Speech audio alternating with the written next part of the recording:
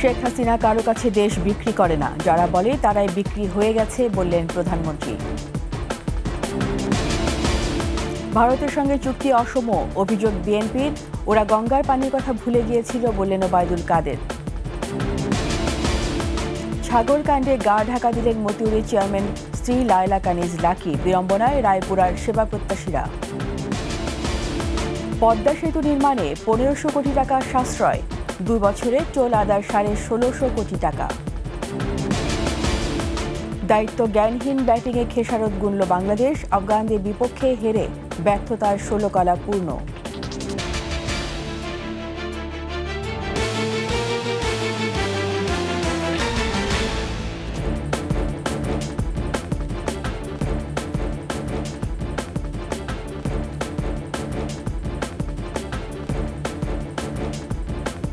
শুনছিলেন first security ইসলামী bank PLC সংবাদ শিরোনাম। আমন্ত্রণ রাত ১১টার একুশে সংবাদে, সাথে আছি আমি রীতা চৌধুরী। দর্শক, একুশে টেলিভিশনের সংবাদ একই সাথে সরাসরি দেখতে পাবেন আমাদের ফেসবুক পেজ www.facebook.com/2124 অনলাইনে। জাতির পিতার কন্যা কারো কাছে দেশ বিক্রি করে না, যারা অভিযোগ করে তারাই ভারতের কাছে বিক্রি হয়েছে, এমন মন্তব্য করেছেন প্রধানমন্ত্রী শেখ হাসিনা। ভারতের সঙ্গে যোগাযোগ ব্যবস্থা উন্মুক্ত করায় বাংলাদেশই লাভবান হয়েছে বলে জানান তিনি। বঙ্গবন্ধু কন্যা কাউকে ঈর্ষা করে না উল্লেখ করে ডক্টর ইউনূসকে মুখোমুখি হবার আহ্বান জানান প্রধানমন্ত্রী। বিস্তারিত আকবর হোসেন সুমনের রিপোর্টে। বিজেপি নেতৃত্বাধীন জোট টানা তৃতীয়বারের মতো সরকার গঠন করার পর ভারতে কোনো সরকার প্রধান হিসেবে প্রথম দ্বিপক্ষীয় সফর করেন প্রধানমন্ত্রী শেখ হাসিনা। এই সফরে দুই প্রতিবেশী দেশের মধ্যে ক্রমবর্ধমান সম্পর্ককে আরও সুসংহত করতে 7টি নতুন এবং 3টি নবায়ন সহ 10টি সমঝোতার স্মারক স্বাক্ষর হয়েছে। নয়াদিল্লি সফর নিয়েই গণভবনে প্রধানমন্ত্রীর এই সংবাদ সম্মেলন। মিত্র শক্তি হিসেবে ভারতের সঙ্গে বাংলাদেশের স্বার্থে যোগাযোগ ব্যবস্থা উন্মুক্তকরণ সংক্রান্ত চুক্তি নিয়ে সমালোচনাকারীদের কড়া জবাব দেন প্রধানমন্ত্রী। আমরা তো দেখেছি যখন মিলিটারি ডিক্টেটরে এসেছে জিয়া, এরশাদ, খালেদা জিয়া উপর দিয়ে ভারত বিরোধী কথা বলেছে আর ভারতে যে তাদের পা ধরে বসে থেকেছে। এই সার্বভৌমত্ব রক্ষা এবং সক্রিয়তা বজায় রেখেই আমরা বন্ধুত্বপূর্ণ সম্পর্ক রেখেই কাজ করছি। আজকে এই যে আমরা সমস্ত যোগাযোগ ব্যবস্থা খুলে দিলাম, তাদের সবথেকে বেশি লাভবান তো আমাদের দেশের মানুষ। যেখানে বিক্রি আমরা করি না, যারা কথা বলে তারা বাঁচার জন্য অথবা ওই ইউজ মি মানে ব্যবহার করুন আমাকে, এই নিয়ে বসেই থাকে। এটা হলো বাস্তবতা। শেখ হাসিনা এই দেশকে বিক্রি করে না। গ্রামীণ ব্যাংক ও ডক্টর ইউনূস প্রসঙ্গে কর ফাঁকির মামলা নিয়ে অবস্থান পরিষ্কার করেন প্রধানমন্ত্রী। লেবাররা লেবার কোর্টে মামলা করছে, সেই মামলায় সে শাস্তি পেয়েছে, এখানে আমার কি দোষ? বরং আজকে তিনি যে উঠেছেন সেখানে সবথেকে বেশি সহযোগিতা তো আমি করেছিলাম, কারণ আমি ভাবতাম যে এটার মধ্যে খুব ভালো, মানুষের খুব দারিদ্র্যমুক্ত করে। কিন্তু ধীরে ধীরে পরবর্তীতে আমরা দেখলাম যেটা দারিদ্র্যমুক্ত না, এটা দারিদ্র্য লালন পালন করে। সরকারের সমালোচনায় মুখর ডক্টর ইউনূসকে মুখোমুখি হবারও আহ্বান জানান বঙ্গবন্ধু কন্যা। সবথেকে বেশি যে করে তার বিরুদ্ধে এখন উনি গিবাদ গিয়ে বেড়াচ্ছেন। ওনার সঙ্গে ওনাকে আমার জেলাসি করার কী আছে? সে আসুক না, মাঠে আসুক, চলুক আমার সাথে। আমেরিকার ডিবেট হয় না, চলুক না, আসুক, কথা বলবো। শেখ হাসিনা কারোর সাথে জেলাসি করে না। Sheikh Hasina father of the নেশনের মেয়ে, বঙ্গবন্ধু শেখ মুজিবের মেয়ে। অন্তত এই জায়গাটায় কেউ আসতে পারবে না, আর সেটাই আমার গর্ব। তিস্তা প্রকল্প নিয়ে ভারত বাংলাদেশ দুই দেশের প্রস্তাবই বিবেচনার আশ্বাস দেন প্রধানমন্ত্রী। যে প্রস্তাব গ্রহণযোগ্য হবে দেশের কল্যাণে সেই প্রস্তাব নিয়েই এগোবে বাংলাদেশ।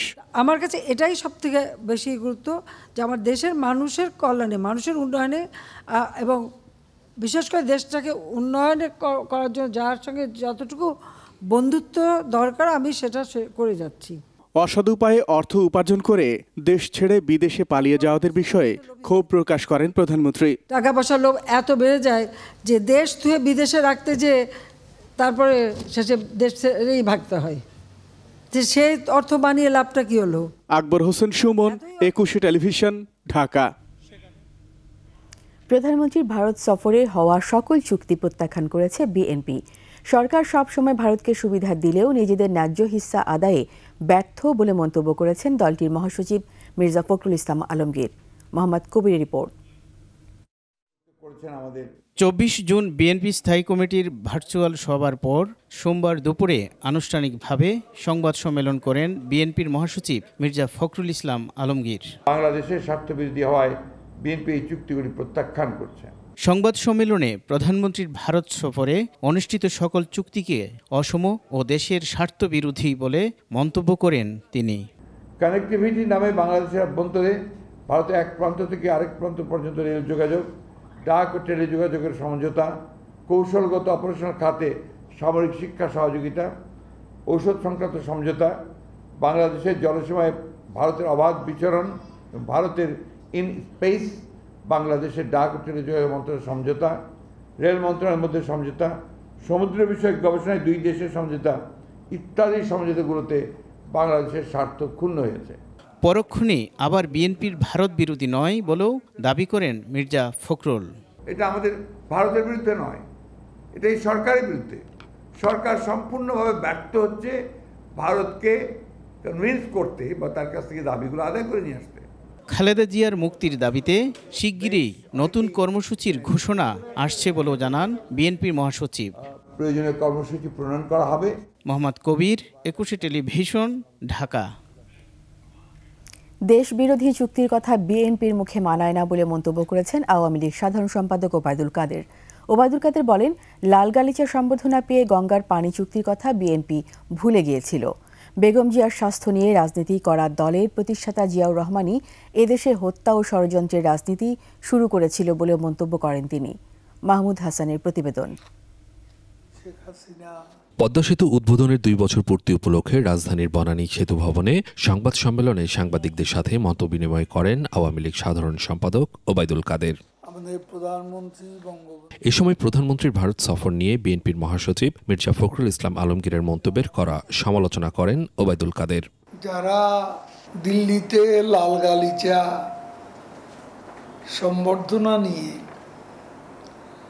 ঢাকায় ফিরে এসে এয়ারপোর্টে সাংবাদিকদের উদ্দেশ্যে বলেন গঙ্গার পানি চুক্তির কথা বলতে ভুলেই গেছেন, তাদের মুখে এসব অভিযোগ শোভা পায়। বিএনপি বেগম খালেদা জিয়ার অসুস্থতা নিয়ে রাজনীতি করছে বলে অভিযোগ তোলেন আওয়ামী লীগ সাধারণ সম্পাদক। তারা বেগম জিয়ার জন্য কথা বললে আমাদের মনে হয় তার অসুস্থতা নিয়ে তারা রাজনীতি করছে। লিগ্যাল ব্যাটেলেও তারা সফল হন এবং আন্দোলনেও তারা বেগম জিয়ার জন্য বাস্তবে কিছুই করতে পারেন। এদেশে হত্যা ও ষড়যন্ত্রের রাজনীতি বিএনপি শুরু করেছিল বলেও অভিযোগ করেন ওবায়দুল কাদের। হত্যার রাজনীতি এদেশে শুরু করেছে বিএনপির প্রতিষ্ঠাতা। মাহমুদ হাসান, 21 টেলিভিশন, ঢাকা। সামাজিক যোগাযোগ মাধ্যমে ছাগলকাণ্ডে বিতর্কিত জাতীয় রাজস্ব বোর্ডের সাবেক সদস্য ডক্টর মতিউর রহমানের সঙ্গে গা ঢাকা দিয়েছেন তার প্রথম স্ত্রী লায়লা কানিজ লাকিও। নরসিংদীর রায়পুরা উপজেলা পরিষদের চেয়ারম্যান লাকির অনুপস্থিতিতে বিড়ম্বনায় সেবা প্রত্যাশীরা। নরসিংদীর প্রতিনিধি মাখন দাসের রিপোর্ট জানাচ্ছেন রত্না জামান। ঈদের 3 দিন আগে সর্বশেষ রায়পুরা উপজেলা পরিষদের নিজ কার্যালয়ে আসেন চেয়ারম্যান লায়লা কানিজ লাকি। ছুটি শেষে একবারের জন্যও আসেননি, বাড়িতে নেই তিনি, দেখা যাচ্ছে না জনসমক্ষেও। বিড়ম্বনায় উপজেলাবাসী। প্রতিটি ফাইলের এটা উপজেলা চেয়ারম্যান পর্যন্ত পৌঁছে পাস করতে হইলে উপজেলা চেয়ারম্যানের স্বাক্ষর লাগে। এই স্বাক্ষরটা না দিতে পারলে উপজেলার অনেক কাজকর্ম বন্ধ থাকে। কিছু লোকের জমি দেওয়া গেছে নেওয়ার কথা 20 ডিসিম, আর জমি আছে 100 ডিসিম।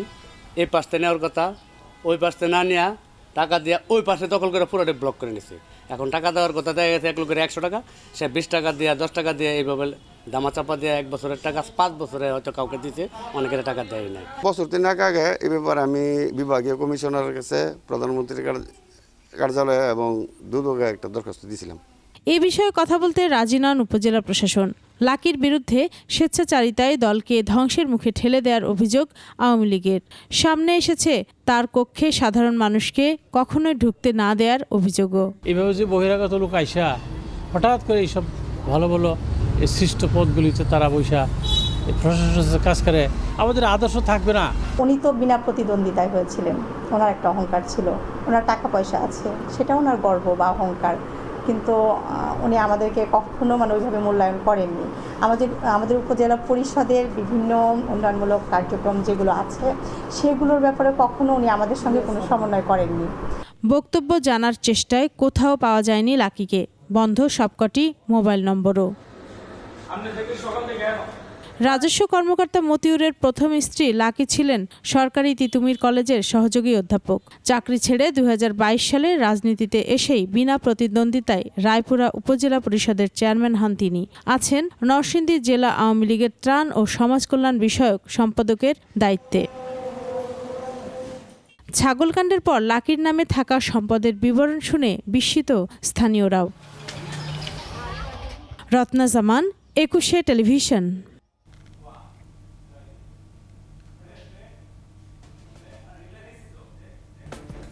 কোটি মানুষের আকাঙ্ক্ষা পূরণে অবকাঠামো পদ্মা সেতু নির্মাণে কারিগরি ও প্রাকৃতিক প্রতিকূলতাকে পেছনে ফেলে 2 বছর আগে এই দিনে খুলেছিল দক্ষিণের দুয়ার। শুধু তাই নয়, আশা জাগানিয়া প্রকল্পটিকে বাস্তব রূপ দিতে বহু ষড়যন্ত্রের নাগপাশ ছিন্ন করতে হয়েছিল। সেতুটি স্বাধীন বাংলাদেশের সক্ষমতার প্রতীকও বটে। এই সেতুকে ঘিরে মানুষের প্রত্যাশা ও প্রাপ্তির গল্প জানাচ্ছেন মোহাম্মদ নুরুন নবী, ছবি তুলেছেন ইয়াকুব লিটু।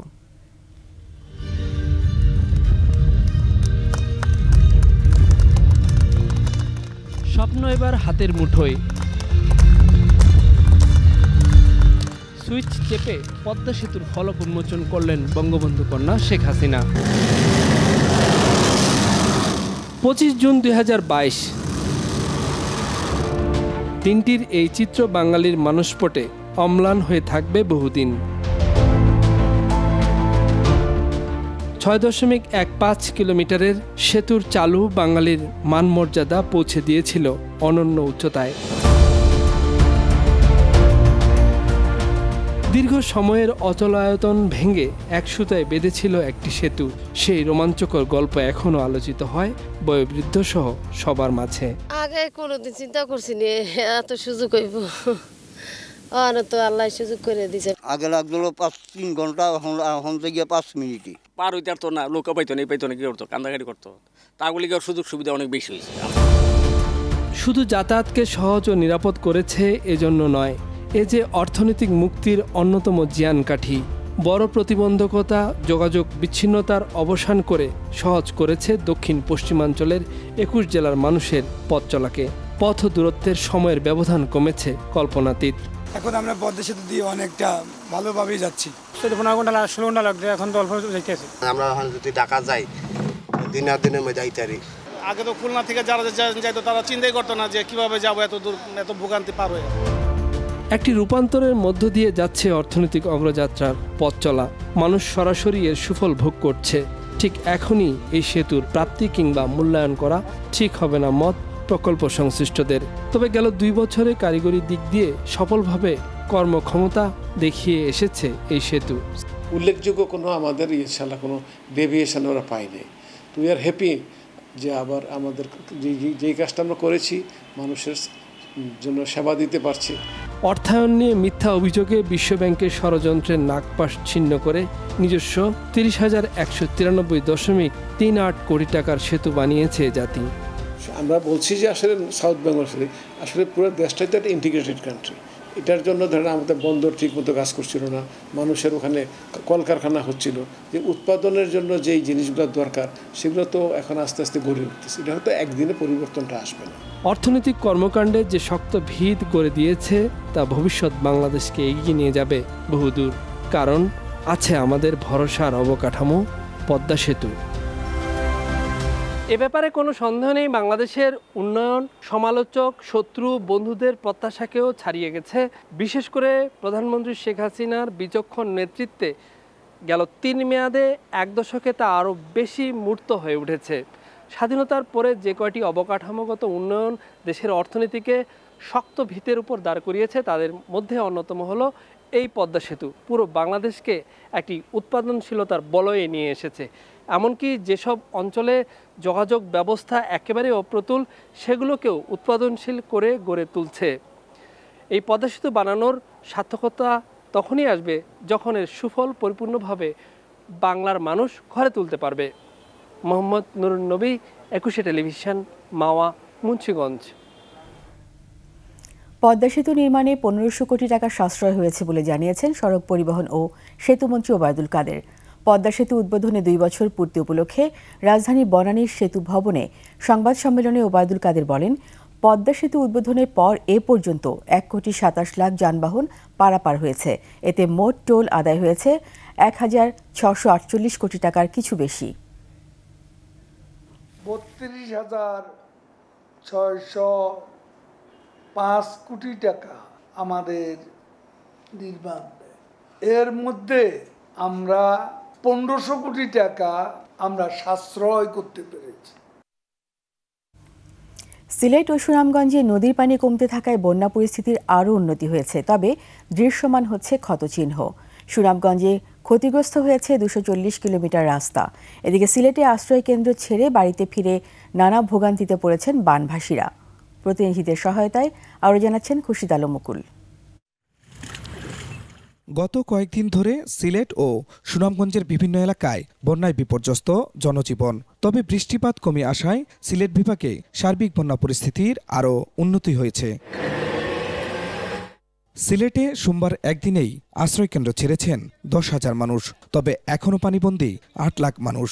২৭৯টি আশ্রয়কেন্দ্রে রয়েছেন ১৩,০০০ মানুষ। আশ্রয়কেন্দ্র ছাড়া মানুষ বাড়িতে গিয়েও পড়ছেন নানা ভোগান্তিতে। নষ্ট হয়েছে ঘরের আসবাবপত্র, ময়লা পানির উটকো গন্ধসহ ছড়াচ্ছে পানিবাহিত রোগ। রয়েছে ত্রাণ না পাওয়ার অভিযোগও। এখন তো মনে হয় যে পানি কোনো চলাচল যে মানুষের পাওয়া গাওটা হয়ে রয়েছে। আমাদের ঘরের পানি শুকাইছে, কিন্তু ঘরের দরজার সামনে এখন অনেক পানি আছে, ময়লা আবর্জনা আছে।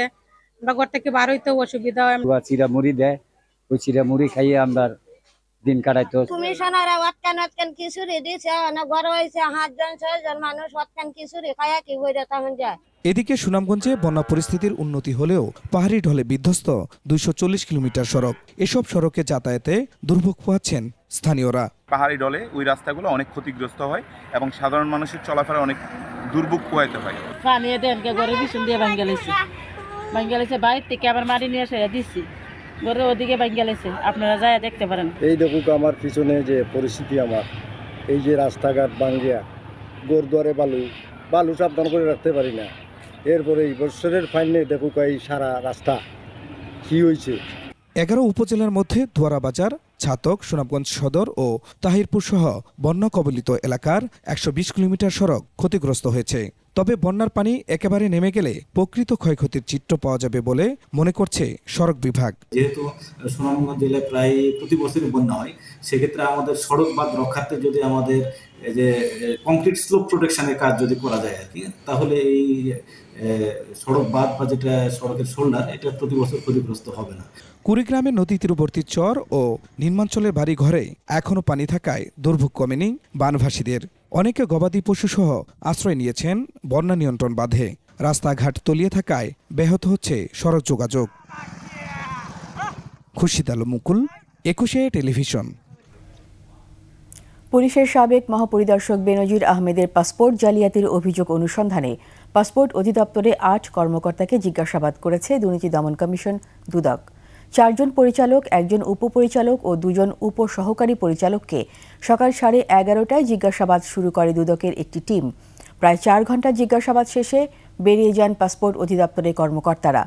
বেনজিরের বিরুদ্ধে অভিযোগ, সরকারি চাকুরি করেও বেসরকারি চাকুরিজীবী পরিচয়ে সাধারণ পাসপোর্ট তৈরি করেছেন তিনি।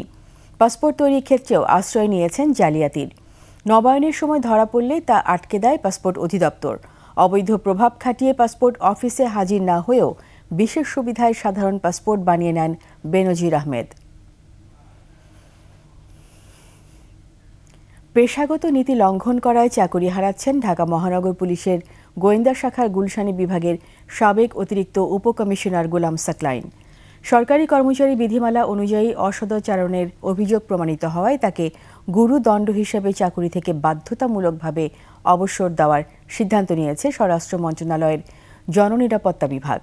বোট ক্লাবের ঘটনার পরে পরিমণির মামলাগুলো তদন্ত সময়ে সম্পর্কে জড়িয়ে পড়ায় সরকারের ভাবমূর্তি ক্ষুণ্ণর অভিযোগে সাকলাইনের বিরুদ্ধে বিভাগীয় মামলা দায়ের হয়। এরপর তদন্তে তার বিরুদ্ধে অসদাচরণের প্রমাণও পায় বাংলাদেশ পুলিশ। এই অসদাচরণের অভিযোগে দেওয়া নোটিশের জবাব সন্তোষজনক না হওয়ায় সাকলায়েনকে চাকুরি থেকে বাধ্যতামূলক অবসরে পাঠানো হলো। সামাজিক বিচারের মাধ্যমে মামলা কমিয়ে আনা সম্ভব বলে মন্তব্য করেছেন প্রধান বিচারপতি ওবায়দুল হাসান। নাটোরে জেলা আইনজীবী সমিতির সম্বর্ধনা অনুষ্ঠানে তিনি এই মন্তব্য করেন। প্রধান বিচারপতি বলেন, মামলার জট কমাতে চেষ্টা করছে বিচার বিভাগ, তবে সামাজিকভাবে সচেতনতা বাড়ালে তুচ্ছ ঘটনা নিয়ে মামলা হবে না এবং অনেকাংশে মামলা কমে যাবে। এর আগে নাটোর জেলা ও দায়রা জজ আদালত প্রাঙ্গণে বিচার প্রার্থীদের জন্য নির্মিত বিশ্রামাগার ন্যায়কুঞ্জ উদ্বোধন করেন প্রধান বিচারপতি। একই রকম মামলার যেগুলো সেগুলোকে একত্রিত করে তাড়াতাড়ি শেষ করার চেষ্টা করছি। এই মামলাগুলোর মধ্যে একটা বিরাট অংশ কিন্তু আপনারা জানেন এখনও ইনভেস্টিগেশন পর্যায়ে আছে। যেগুলো ইনভেস্টিগেশন পর্যায়ে আছে এগুলি এসপি সাহেবের নিয়ন্ত্রণে এখানে স্থানীয়ভাবে, সেগুলি ইনভেস্টিগেশন শেষ না হওয়া পর্যন্ত এগুলি কিন্তু মামলা বলা যাবে না। আমাদের আইনের ভাষায় এটা প্রসিডিংস না। প্রসিডিংস যদি এটা না হয়ে থাকে, এই হিসাবটা আমাদের ঘাড়ে আসছে, এটা ঠিক, কিন্তু তারপরও এই মামলাগুলো শেষ করার জন্য আমরা চেষ্টা করছি।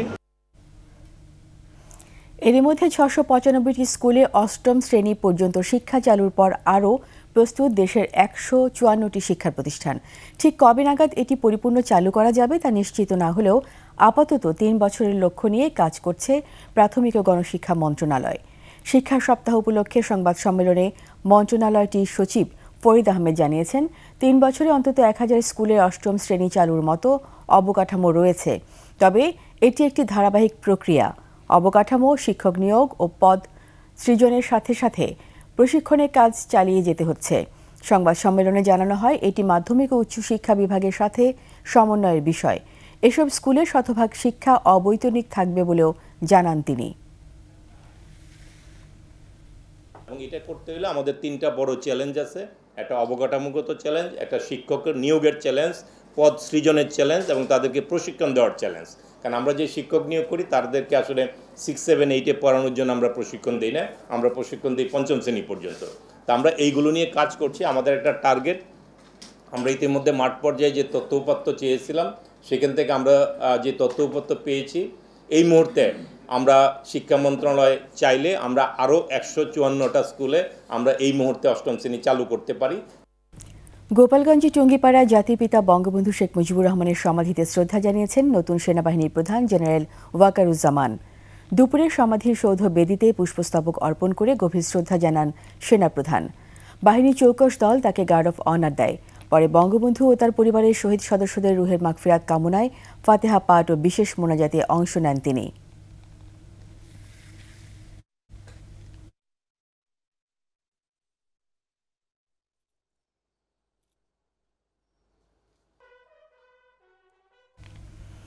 সত্তর শতাংশ আম গাছে মুকুল এলেও বৈরী আবহাওয়ায় মুকুল ঝরে যাওয়ায় এবার আমের রাজধানী চাঁপাইনবাবগঞ্জে ফলন বিপর্যয় ঘটেছে। এতে আম উৎপাদনের লক্ষ্যমাত্রার অর্ধেকও পূরণ হবে না বলে আশঙ্কা করছে কৃষি বিভাগ। চাঁপাইনবাবগঞ্জ প্রতিনিধি আমিনুল ইসলাম তন্ময়ের রিপোর্ট, জানাচ্ছেন রত্না জামান। এই মৌসুমে চাঁপাইনবাবগঞ্জে 21,060 হেক্টর জমিতে 24 লাখ আম গাছে মুকুল এসেছিল 70%। বৈরী আবহাওয়ার কারণে টিকেছে 30%। আমের উচ্চ মূল্যের কারণে বর্তমানে ব্যবসা পরিস্থিতি একটু খুব কম। চাঁপাইনবাবগঞ্জের কনসার্ট আম বাজারের ব্যবসায়ীরা বলছেন, ফলন বিপর্যয়ের কারণে এবার আমের দাম সর্বোচ্চ। মৌসুমের সুমিষ্ট রসালো ফল আম সাধারণ মানুষের ক্রয় ক্ষমতার বাইরে। যাদের আম হয়েছে তারা হাসছে, তার কারণ আম বেচে তারা অনেক টাকা পাচ্ছে। এবার হিমসাগর বেচছি আপনার 5,000 টাকা, 4,500 টাকা মন। গতবার ওই হিমসাগর বেচছি আপনার 1,500 টাকা মন। প্রাকৃতিক কারণে আমের ফলন কম হয়, বাজারে আম কম উঠেছে এবং চাষিরা আমের দাম পাচ্ছে, ব্যবসায়ী খুশি এবং চাষিরাও খুশি। চাঁপাইনবাবগঞ্জ আম উৎপাদক সমবায় সমিতি বলছে, মৌসুমে এখানে প্রতিদিন কোটি টাকার আম বেচা কেনা হলেও কনসার্ট আম বাজারে দৌরাত্ম্য রয়েছে মধ্যস্বত্বভোগীদের। মধ্যস্বত্বভোগী ওরা কিন্তু প্রতি মনে কিন্তু 500 থেকে 1,000 টাকা লাভ করে। তো এটা যদি যারা আড়তদার বা হাট ম্যানেজমেন্ট কমিটি এটা যদি নিয়ন্ত্রণ করে ফরিয়ারা, তাহলে কিন্তু চাষিরা উপকৃত হবে। চাহিদার তুলনায় বাজারে আম সরবরাহ কম, দাম বেড়েছে তুলনামূলকভাবে অনেক বেশি বলছেন আম গবেষণা কেন্দ্রের কর্মকর্তা। আম প্রায় 50% আম এবার পাওয়া যাবে, তবে আমের দাম এবার অত্যাধিক বেশি হয়েছে, হয়তো এই দিক দিয়ে কৃষকের ক্ষতি কিছুটা হয়তো পুষিয়ে যাবে। কৃষি বিভাগ বলছে এই মৌসুমে 70% গাছে মুকুল এসেছিল। আম উৎপাদনের লক্ষ্যমাত্রা নির্ধারণ করা হয়েছিল 4.5 লাখ টন, যার অর্ধেকও পূরণ হবে না বলে। রত্না জামান, 21 টেলিভিশন। এবার বাণিজ্য সংবাদ।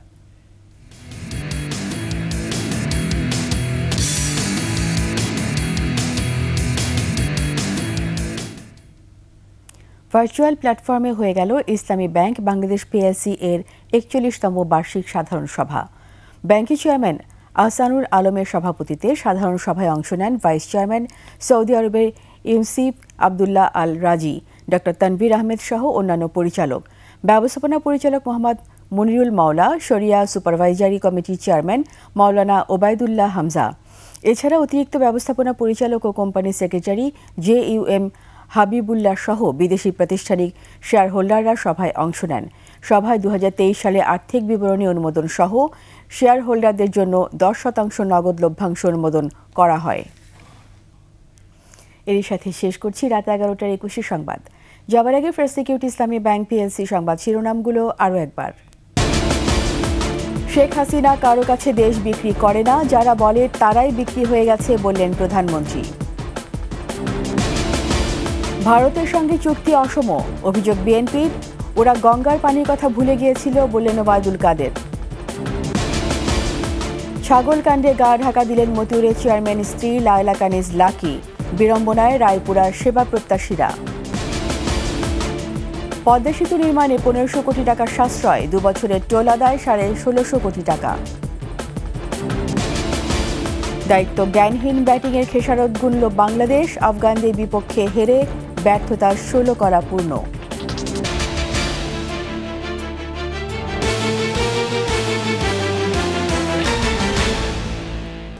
সবশেষ সংবাদ জানতে ডায়াল করুন 2021 নম্বরে, আর ভিজিট করুন 21-tv.com এই ওয়েবসাইটে। এছাড়া ফেসবুকে ভিজিট করতে পারেন www.facebook.com/2124 অনলাইনে। এতক্ষণ সঙ্গে থাকার জন্য সবাইকে ধন্যবাদ। পরবর্তী সংবাদ রাত 1টায় দেখার আমন্ত্রণ রইল।